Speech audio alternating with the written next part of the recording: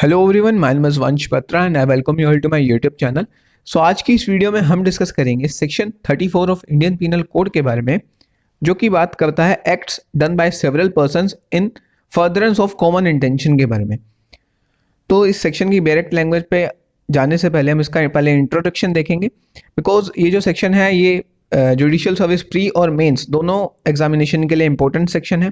तो इसको हम थोड़ा सा अच्छे से समझेंगे एंड साथ में इसके हम केस लॉज भी डिस्कस करेंगे ताकि इसकी अच्छी अंडरस्टैंडिंग हमारी हो सके इस सेक्शन की। तो आइए पहले इंट्रोडक्शन पर आते हैं। देखिए क्या कह रहा है इंट्रोडक्शन।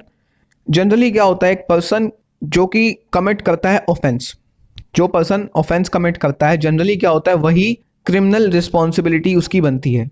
जो पर्सन किसी ने ऑफेंस किया है, जो उसने रॉन्ग डूइंग्स किए हैं, उसने गलत काम किए हैं, तो उसी पर्सन की वहाँ पे रिस्पॉन्सिबिलिटी बनेगी कि वो पीनल कॉन्सिक्वेंसेस, जो भी पनिशमेंट जो है लॉ बताता है वो जो है वो पर्सन सफ़र करेगा जिसने वो ऑफेंस किया है, जिसने गलत काम किए हैं। ये एक प्रिंसिपल है क्रिमिनल लायबिलिटी का कि जो पर्सन कमिट करता है वही रिस्पॉन्सिबल होगा एंड वही गिल्टी हेल्ड हो सकता है। मतलब उसी की वहाँ पर जिम्मेवारी बनती है। जिसने ऑफेंस किया है वही जेल जाएगा, वही फाइन देगा उस ऑफेंस के लिए।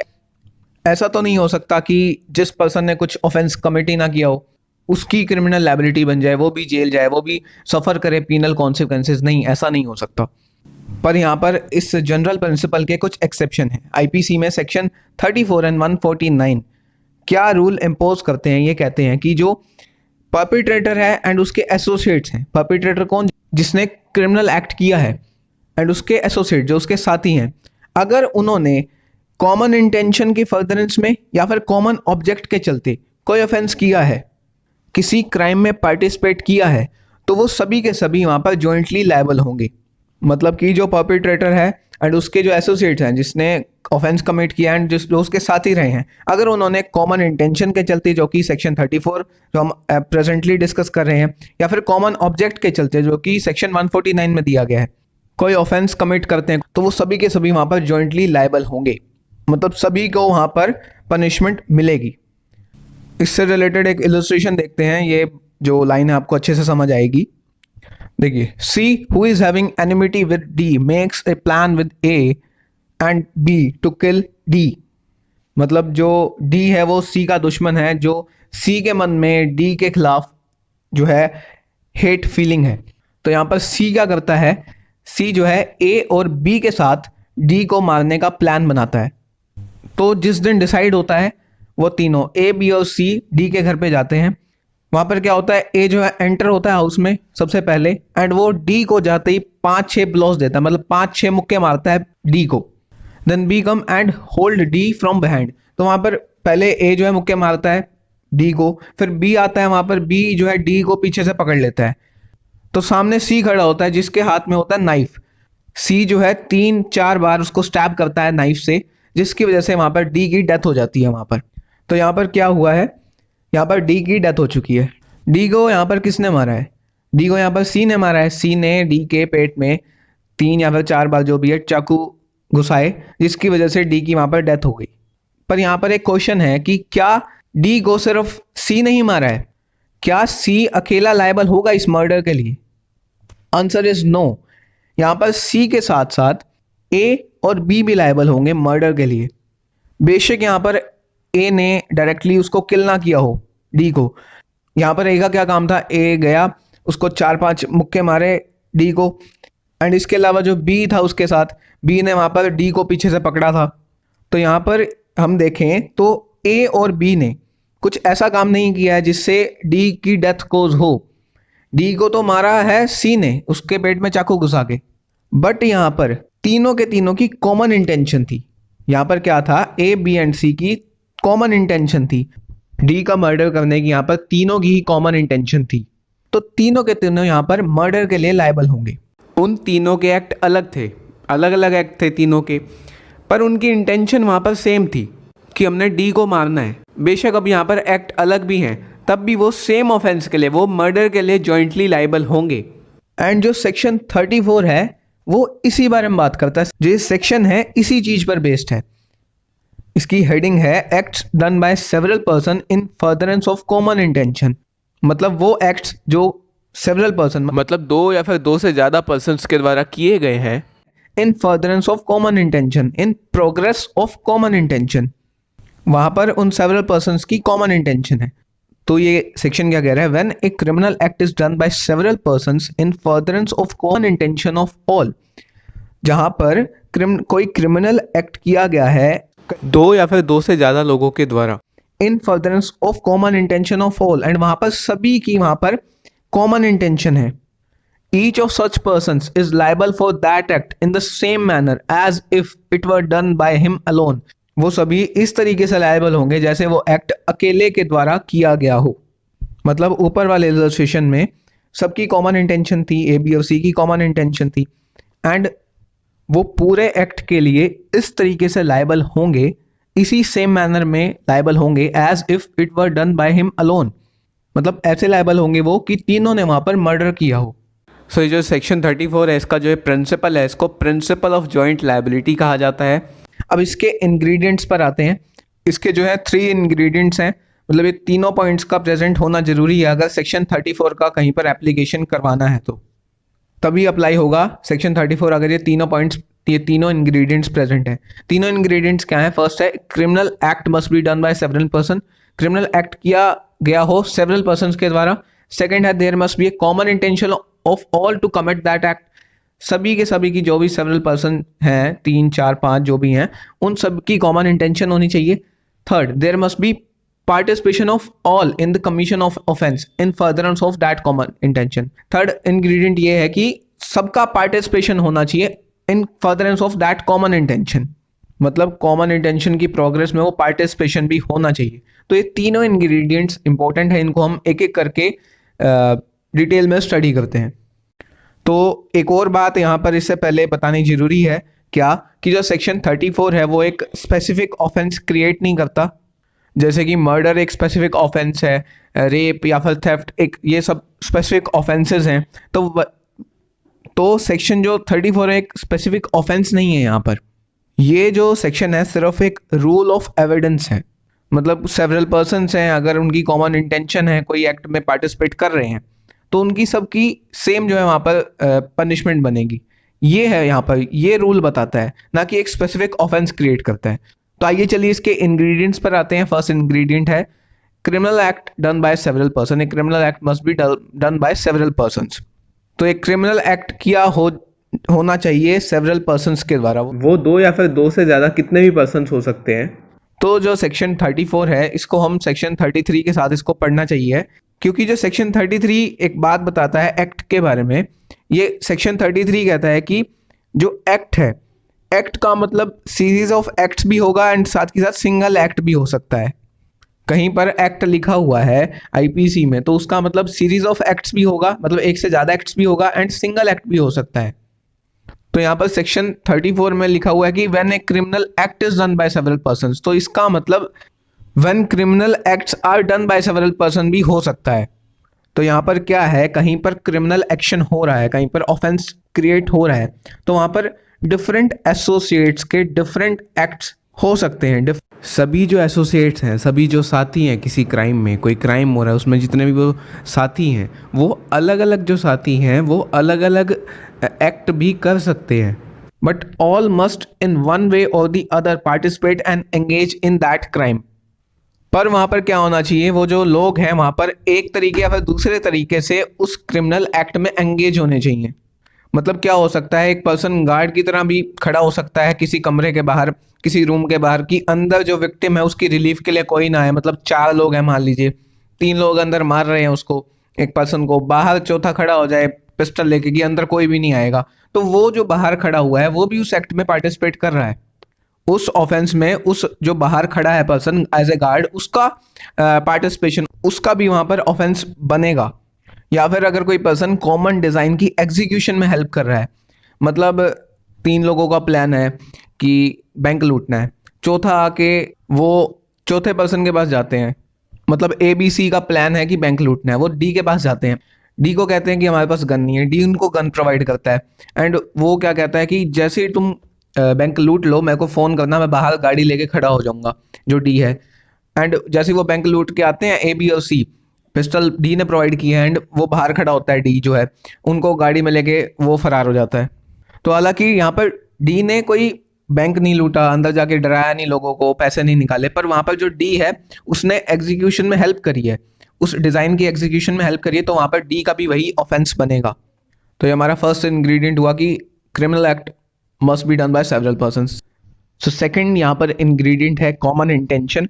ये एसेंस है प्रिंसिपल ऑफ जॉइंट लायबिलिटी का, जो सेक्शन 34 है इसका एसेंस है कि क्रिमिनल एक्ट को कमिट करने में उन सभी सेवरल पर्संस की वहां पर कॉमन इंटेंशन होनी चाहिए।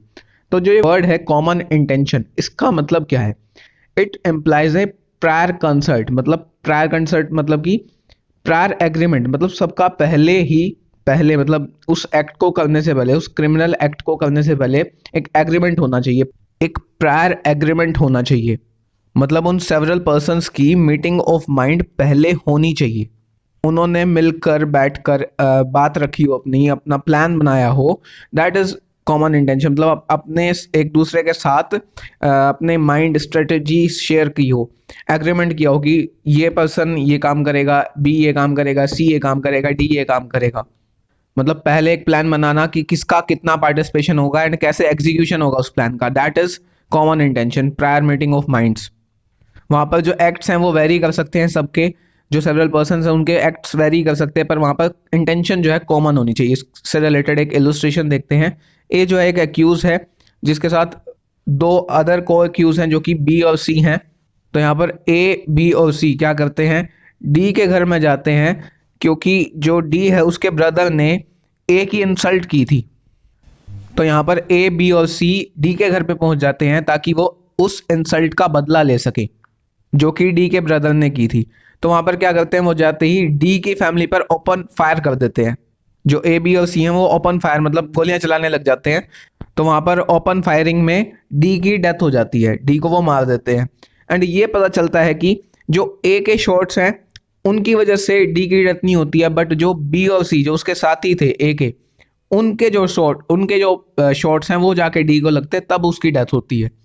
तो यहाँ पर क्या होगा, यहाँ पर ऐसे नहीं होगा कि खाली बी और सी के शॉट्स लगे तो उन्हीं की यहाँ पर ऑफेंस बनेगा, उन्हीं की यहाँ पर लायबिलिटी बनेगी, नहीं।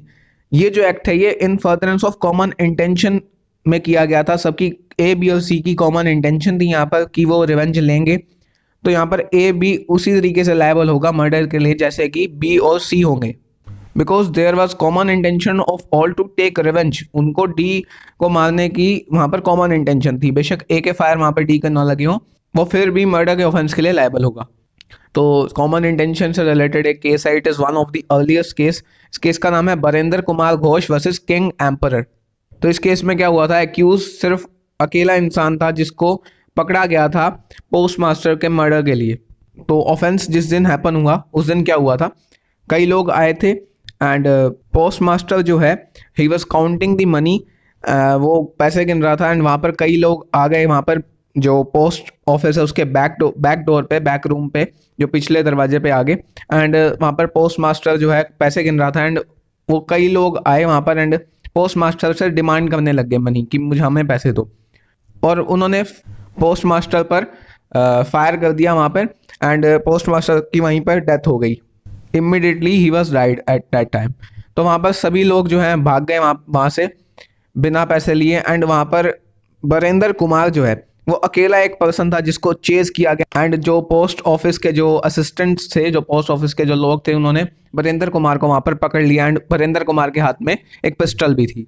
तो वहाँ पर बरेंद्र कुमार ने क्या कहा अपने डिफेंस में कि मैं सिर्फ बाहर खड़ा था पोस्ट ऑफिस के एंड अक्यूज जो दूसरे अक्यूज थे उन्होंने कहा था सिर्फ आपने खड़ा होना है, एंड उसने कहा कि बरेंद्र कुमार ने कहा कि मेरी कोई इंटेंशन नहीं थी कि पोस्ट मास्टर को मैं मारूं। तो वहां पर कलकत्ता हाई कोर्ट ने उसको मर्डर के लिए चार्ज कर दिया एंड सेक्शन 34 जो है साथ में रीड किया गया, बिकॉज कॉमन इंटेंशन के चलते उसको मर्डर के लिए चार्ज किया गया था। फिर उसने अपील की प्रिवी काउंसिल ने एंड लॉर्ड समनर वहां पर उन्होंने एक बात बोली, उन्होंने कहा कि they also serve who only stand and wait, मतलब वो भी उनकी भी पनिशमेंट बनती है जो सिर्फ और सिर्फ खड़े होके वेट करते हैं।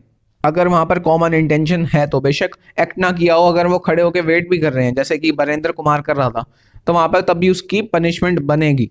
एंड प्रीवी काउंसिल ने फर्दर डिसमिस कर दी वो अपील जो है वीरेंद्र कुमार की, एंड ये कहा कि you are liable for murder. And ये कहा गया वहां पर कि सेक्शन जो 34 है वो डील करता है सेपरेट एक्ट से या फिर सिमिलर एक्ट से सेवरल पर्सन के द्वारा जो किए जाते हैं, जो कि कॉमन इंटेंशन की फर्दरेंस में की गई हैं। एंड अगर ऐसा किया गया है तो हर एक पर्सन जो है लायबल होगा उस रिजल्ट के लिए as if he had done them himself. मतलब जो रिजल्ट आता है, अगर सेवरल पर्सन वो कॉमन इंटेंशन के चलते वो एक्ट कर रहे हैं, तो वो रिजल्ट के लिए हर एक पर्सन ऐसे लायबल होगा जैसे उसने अकेले ने वो एक्ट किया है। ये जो है प्रीवी काउंसिल ने बोला था। सो ये हमारा ये केस लॉ हुआ। इसके अलावा कुछ कॉमन इंटेंशन से रिलेटेड कुछ पॉइंट्स हैं। कुछ पॉइंट्स जैसे कि जो कॉमन इंटेंशन हमने देखा कि कॉमन इंटेंशन जो है, कई लोग जो हैं कोई क्रिमिनल एक्ट करते हैं तो जो कॉमन इंटेंशन होनी चाहिए वो प्रायर होनी चाहिए। वो जो एक्ट हो रहा है उससे पहले डिसाइड होना चाहिए कि क्या क्या किसका पार्टिसिपेशन होगा, कौन कौन कैसे कैसे पार्टिसिपेशन करेगा। तो जो common intention should be prior to the act, ये जो है ज़रूरी है।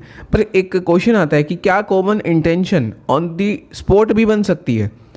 मतलब वो जो प्लानिंग है क्या वो ऑन दी स्पॉट भी की जा सकती है? जो मीटिंग ऑफ माइंड है वो ऑन दी स्पॉट भी हो सकता है। जी हाँ, बिल्कुल हो सकता है। कुछ इंपॉर्टेंट जजमेंट्स हैं वो हम डिस्कस करते हैं। इसमें फर्स्ट है Pandurang versus state of Hyderabad. इसी सुप्रीम कोर्ट ने इस केस में क्या कहा था, 1955 का केस है। इसमें सुप्रीम कोर्ट ने कहा था कि जो प्लान है, plan need not to be elaborate, कि जो प्लान है वो ऐसे नहीं है कि बिल्कुल एलोबरेट, बिल्कुल डिफाइन कर रखा हो कि ऐसे ऐसे यही काम करना है। It could arise and be form suddenly. वो जो प्लानिंग है वो ऑन दी स्पॉट वो एकदम से भी बन सकती है। फॉर एग्जांपल, एक एग्जांपल दिया इसमें कि मान लीजिए एक आदमी है, एक आदमी खड़ा है एंड उसके साथ कई लोग खड़े हैं उसके साथ, मान लीजिए 5-10 लोग उसके साथ खड़े हैं। तो वो जो मैन है वो उन लोगों को कहता है कि आइए इस पर्टिकुलर इस एक्स को हमने मारना है, ठीक है। वो जो आदमी हो उन अपने जो 5-6 उसके दोस्त खड़े हैं उनको कहता है कि चलो हमने एक्स को मारना है। एंड मारना भी कैसे? एक्स को जान से मारना है। एंड वो जो आदमी बोलता है उसकी स्पीच से वो जो लोग हैं साथ में उसके जो दोस्त हैं फिर जो भी हैं लोग खड़े होते हैं वो उसको सपोर्ट करने लग जाते हैं। हाँ चलो इस एक्स को तो मारते हैं हम, इस एक्स ने तो गलत काम कर रखा है, इसको मारते हैं हम। वो जो लोग खड़े हैं वो उसको सपोर्ट करने लग जाते हैं एंड उसको ज्वाइन कर लेते हैं उस एक्स को मारने में। एंड मान लीजिए वो एक्स को मार भी देते हैं। तो यहाँ पर क्या हुआ, पहले उनका कोई प्रिपरेशन नहीं था। वो जो इंटेंशन बनी है वो सडन बनी है, वो on the spur of the moment बनी है, without any planning, without any prior planning. वो उसी मोमेंट पर प्लानिंग हुई है। वहाँ पर मीटिंग ऑफ माइंड हो गया, बेशक वो कितना ही क्विकली हुआ हो। एक प्री अरेंज प्लान जो है एग्जिस्टेंस में आ गया वहाँ पर। एंड ये जो प्री अरेंजमेंट है यही जो है एक एसेंशियल इंग्रेडिएंट है जॉइंट लायबिलिटी का, ये जो कॉमन इंटेंशन का। वहाँ पर वो जो मान लीजिए एक्स को मार दिया उन्होंने, तो सभी के सभी लायबल हो जाएंगे वहाँ पर एक ही एक्ट के, एक ही ऑफेंस के लिए। इससे रिलेटेड एक और केस है, काफ़ी इंपॉर्टेंट केस है, जो कि है कृपाल Singh versus state of Uttar Pradesh, 1954 का केस है। इस केस में सुप्रीम कोर्ट ने बोला था कि common intention may develop on the spot after the offender have gathered there a previous plan is not necessary. मतलब ऑन दी स्पॉट भी कॉमन इंटेंशन बन सकती है। वो जो ऑफेंडर्स हैं, अगर वो जो अपराधी हैं वो मान लीजिए इकट्ठे हो गए एंड ऑन दी स्पॉट उन्होंने डिस्कशन कर लिया, तो एक प्रीवियस प्लान नेसेसरी नहीं है। इसके इफेक्ट्स देखते हैं हम क्या हुआ था इस केस में। दो परिवार हैं, उनके बीच में प्रॉपर्टी को लेके कोई झगड़ा था काफ़ी टाइम से। तो इसमें एक डिसीज़ है जिराज जो है इसमें मार दिया जाता है इस केस में। तो जो जिराज है वो अपने 2 लेबर्स के साथ जा रहा था अपनी फील्ड पे। जो लेबर्स हैं, जो दोनों लेबर हैं वो थोड़े से आगे चल रहे थे उसके एंड वो थोड़े से पीछे था। जो लेबर्स हैं, the labours were first accosted by 3 accused near a well and threatened from going ahead. दोनों लोग जो आगे चल रहे थे उनको आगे 3 लोग मिले। 3 लोगों ने उनको कहा कि यहाँ से चले जाओ, उनको धमका दिया एंड आगे जाने की ज़रूरत नहीं है।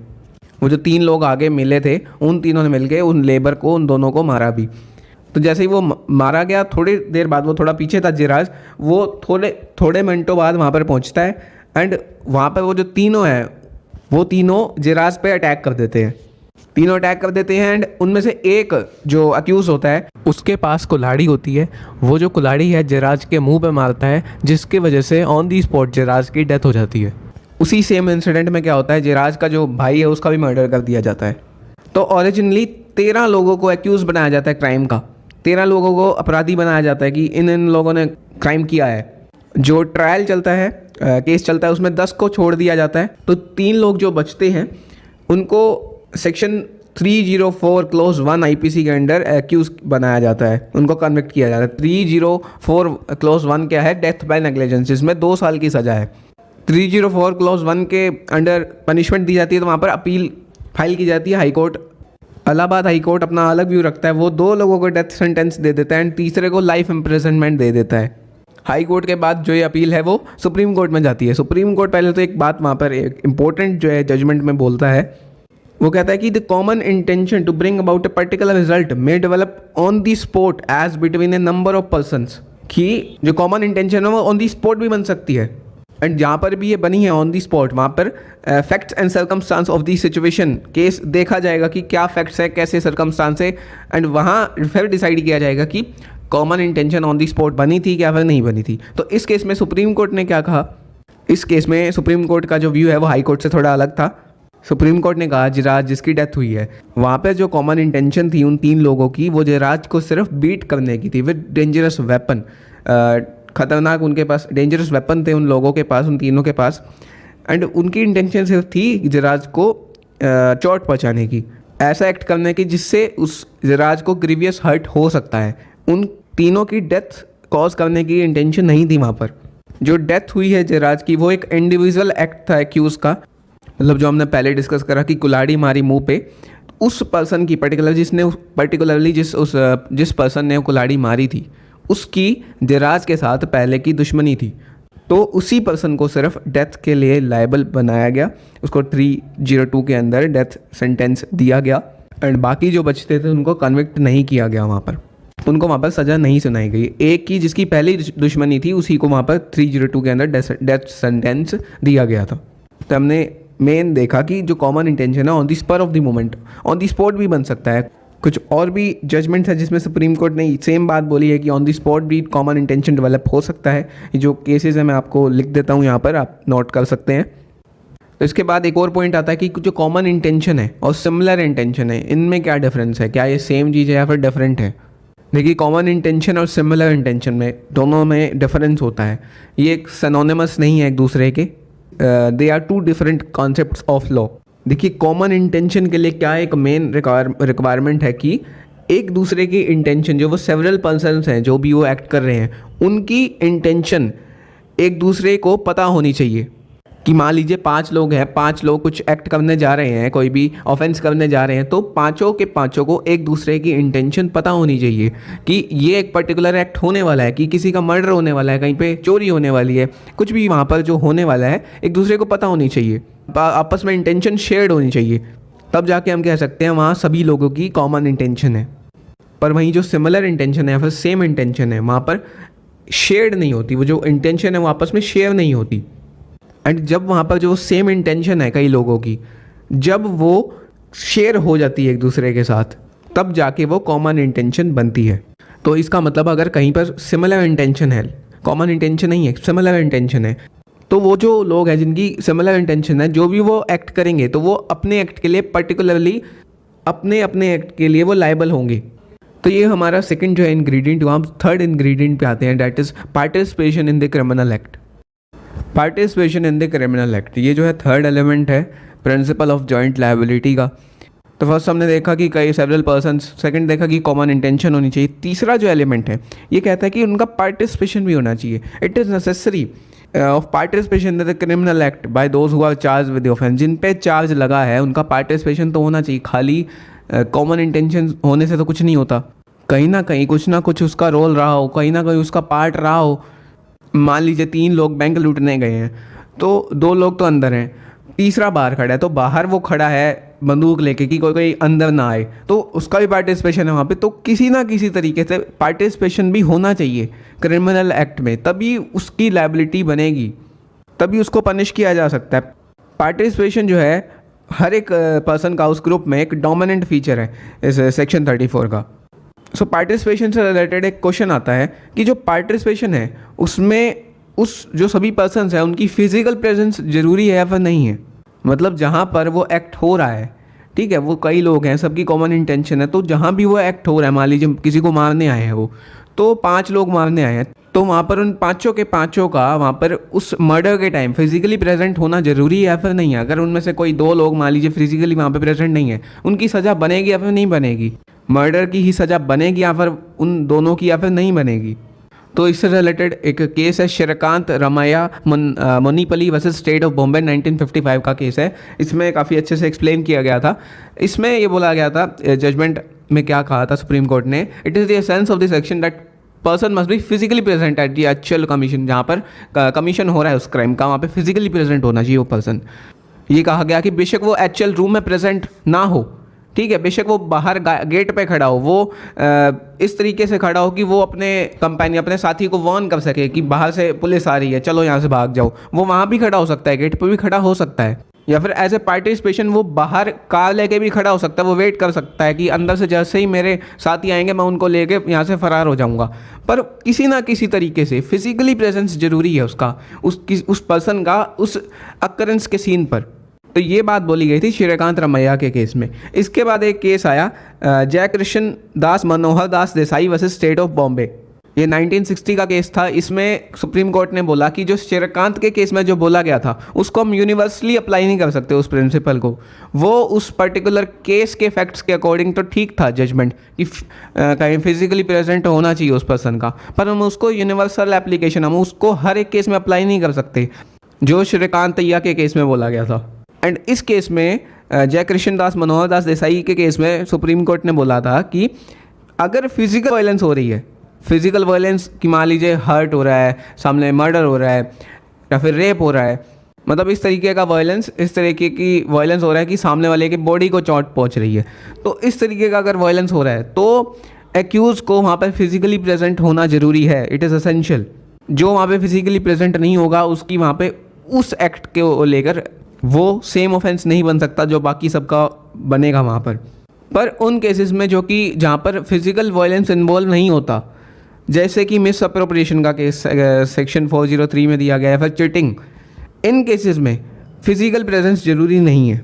मतलब मिस अप्रोप्रिएशन या फिर चीटिंग के केस में मान लीजिए कोई घर पे बैठा फ़ोन पे भी इंस्ट्रक्शन दे रहा है 3 लोगों को कि ऐसे ऐसे उसके साथ मिस अप्रोप्रिएट उसकी प्रॉपर्टी का करना है या फिर चीटिंग करनी है उसके साथ, तो वो जो चौथा बंदा जो फ़ोन पे इंस्ट्रक्शन दे रहा है उसकी भी वहाँ पर सेम ऑफेंस बन जाएगा। बेशक वहाँ पर फिजिकली प्रेजेंट नहीं है वो, पर वहीं अगर मर्डर हो रहा है कहीं पर, 3 लोग गए हैं किसी का मर्डर करने, चौथे के साथ सिर्फ वो फ़ोन पे कांटेक्ट कर रहे हैं, ठीक है, तो जो चौथा है वहाँ पे फिजिकल प्रेजेंट नहीं है वो उस एक्ट पर जहाँ पे मर्डर हो रहा है, तो उसकी लायबिलिटी वो जो उन तीनों की बनेगी वो नहीं बन सकती। उसको मर्डर के लिए चार्ज नहीं किया जा सकता, उसकी जॉइंट लायबिलिटी वहाँ पर नहीं होगी, बिकॉज फिजिकल जो वायलेंस के केस में वो फिजिकल प्रेजेंट ही नहीं है वहाँ पर।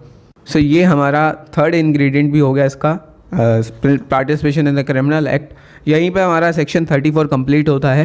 होप तो आपको वीडियो अच्छी लगी होगी। वीडियो अच्छी लगी हो तो प्लीज़ लाइक ज़रूर करना, एंड कोई डाउट रहता है नीचे कमेंट बॉक्स में आप लिख सकते हैं। एंड आगे की वीडियोस मैं कंटिन्यू रख रहा हूँ, अब आईपीसी की वीडियोस हम कंटिन्यू करेंगे। आप बस एक काम कीजिए, इस वीडियो को लाइक कीजिए। आप लाइक करेंगे तो मेरा कॉन्फिडेंस बूस्ट होगा। आप अगर आपको वीडियो अच्छी लगी तो प्लीज़ कमेंट भी कीजिए। आपके रिस्पॉन्स से फिर मैं आगे भी और वीडियोज़ अपलोड करूँगा। एंड इंस्टाग्राम पे अगर आप फॉलो करना चाहते हैं तो लिंक जो है डिस्क्रिप्शन बॉक्स में दिया गया, वहाँ पे आप जाके फॉलो कर सकते हैं। So that was it for today. Have a nice day.